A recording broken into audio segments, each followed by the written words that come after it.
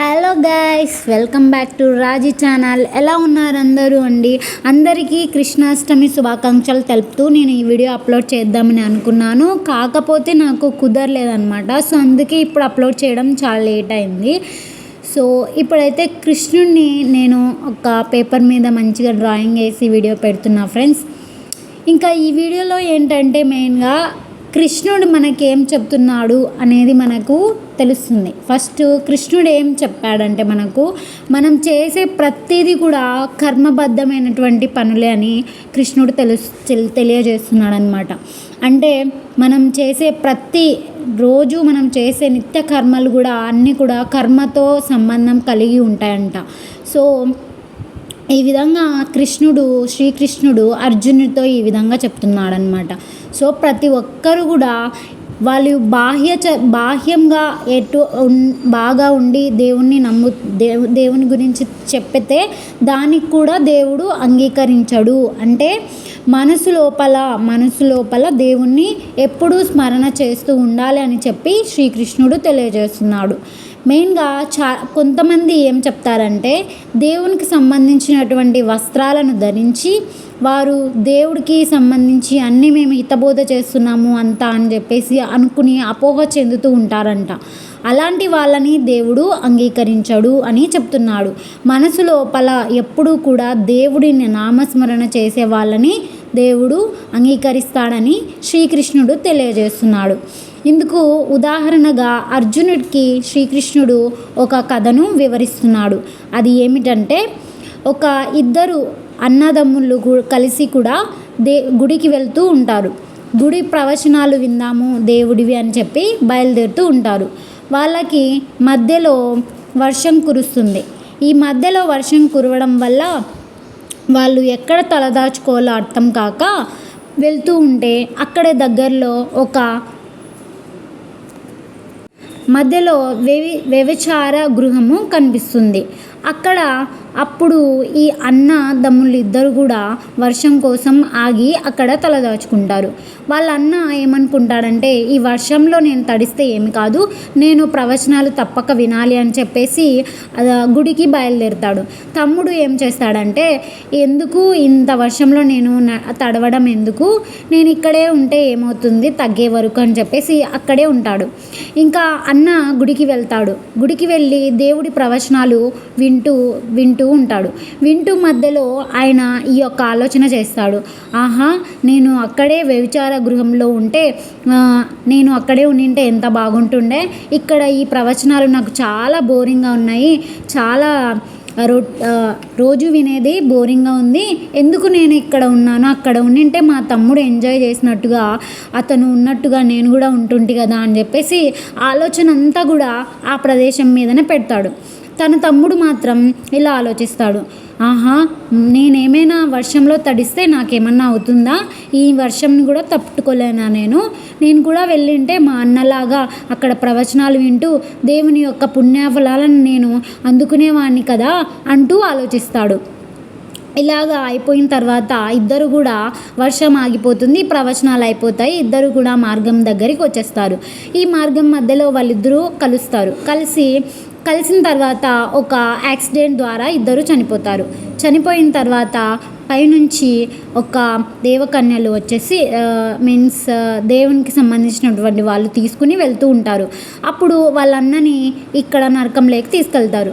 నరకంలో ఉన్నటువంటి వాళ్ళన్న ఇలా చెప్తాడు, మీరు మమ్మల్ని ఇద్దరిని గుర్తుపట్టలేక నరకానికి తీసుకుని వచ్చారు, నేను ప్రవచనాలకు వెళ్ళాను, నేను పుణ్యం చేశాను, నన్ను కాదు మీరు తీసుకుని వెళ్ళాల్సింది, మా తమ్ముడిని మీరు గుర్తుపట్టలేదేమో అని చెప్పేసి ఇలా అంటాడు.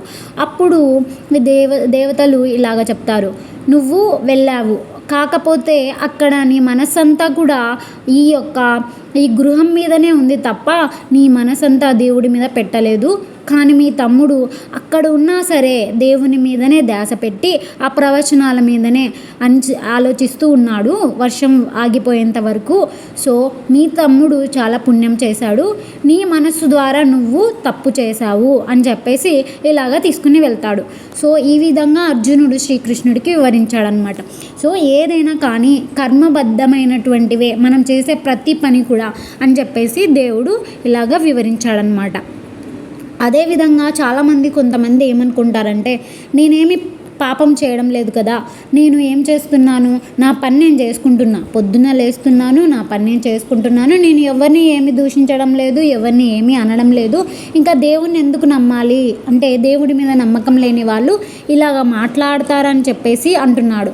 కాకపోతే దేవుడు ఒక ఉదాహరణ చెప్పాడు. అది ఏమిటంటే, ఒక మనిషికి సంబంధించినటువంటి ఈ భూమి మీద ఒక ఇంటిలోకి వెళ్ళి అతని యొక్క వస్తువులను, అతని యొక్క పండ్లను, ఆహారంను, వంటను అన్నీ చేసుకుంటూ ఒక మనిషి ఉంటాడు. ఉండి ఆ మనిషికి రెంట్ కట్టకుండా ఏం కట్టకుండా ఉంటే అది కూడా ఒక పాపమే, అది కూడా ఒక కర్మనే అని చెప్తున్నాడు. ఏ విధంగా అంటే, దేవుడు మనల్ని కిందకు పంపించాడు. ఎందుకు పంపించాడు?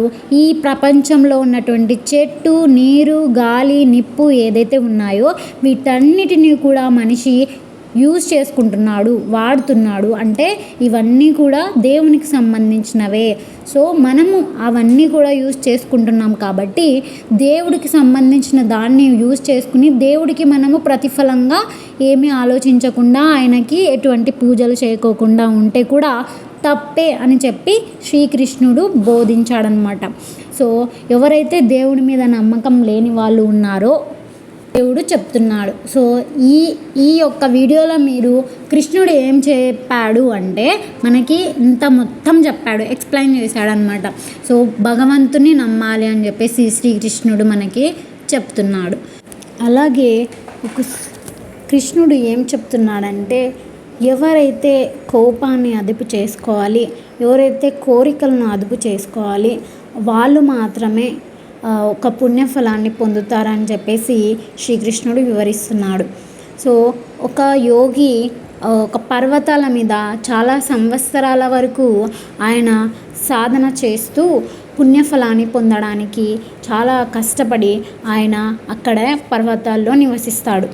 తర్వాత ఆయన అంతా పూర్తి చేసుకుని ఒక పట్టణంకు చేరుకుని దేవుడి దర్శనంకి కుంభమేళకు బయలుదేరుతాడు. ఆ కుంభమేళలో ఆయన యొక్క వెళ్తున్న దారిలో అక్కడ లోపల వెళ్తూ ఒక మనిషి అతని పాదాల మీద చెప్పులను వదులుతాడు. అప్పుడు ఆ యోగి వెంటనే చాలా కోపంతో ఇలాగ మాట్లాడతాడు.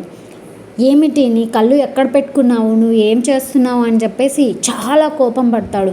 ఈ విధంగా కోపం పడడం వెంటనే అతను మరలా వెంటనే రియలైజ్ అయిపోతాడు. అంటే తను అనుకుంటాడు, నేను ఇన్ని సంవత్సరాలు ఇక్కడ నేను ఇంత పర్వతాలను ఇంత చేశానే, కానీ నేను ఇక్కడికి వచ్చిన ఒక గంట కూడా కాకముందే నాకు ఈ కర్మ, అంటే ఈ పట్టణంలో నేను నివసించిన ఒక గంటకే నేను ఇంత కోపాన్ని అణుచుకోలేకపోయాను అని చెప్పేసి చెప్తాడు. అంటే మన యొక్క కోరికలను, మన యొక్క కోపాన్ని అన్నిటినీ కూడా మొత్తం హ్యాండిల్ చేసుకోవాలని చెప్పేసి దేవుడు చెప్తున్నాడు అనమాట.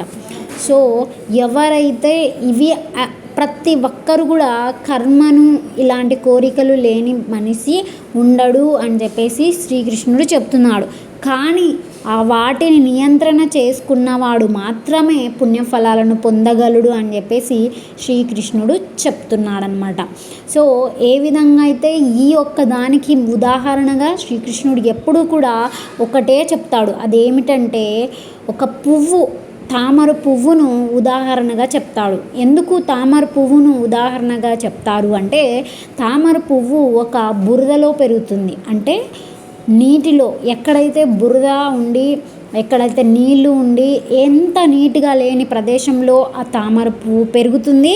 పెరిగినా కూడా ఆ పువ్వు వికసిస్తూ పెరిగి నీట్గా, చాలా నీట్గా ఒక సూర్యుడి వైపు ప్రకాశిస్తూ, అది ప్రకాశం వైపుకు అది పూజిస్తూ విరజిల్లుతూ ఉంటుందని చెప్పేసి ఆ పువ్వుకు ఉదాహరణగా తీసుకుంటారు. అదేవిధంగా ఆ యొక్క తామర పువ్వుకు ఉన్నటువంటి ఆకులు ఏవైతే ఉన్నాయో చాలా గొప్పవి అని కూడా తెలియజేస్తున్నారు. ఎందుకు అంత గొప్పవి అంటే, ఆ యొక్క తామర పువ్వు యొక్క ఆకు మీద ఎప్పుడైనా కానీ ఒక్కసారి మీరు గమనిస్తే నీటిని కూడా తీసుకోలేదు అన్నమాట. సో అందుకని చెప్పేసి మనిషి కూడా అంతే, నియంత్రణ ఉండాలి అని చెప్పేసి దేవుడు మనకు తెలియజేస్తున్నాడు. సో ఫ్రెండ్స్, వీడియో నచ్చితే లైక్ చేయండి. Thank you for watching.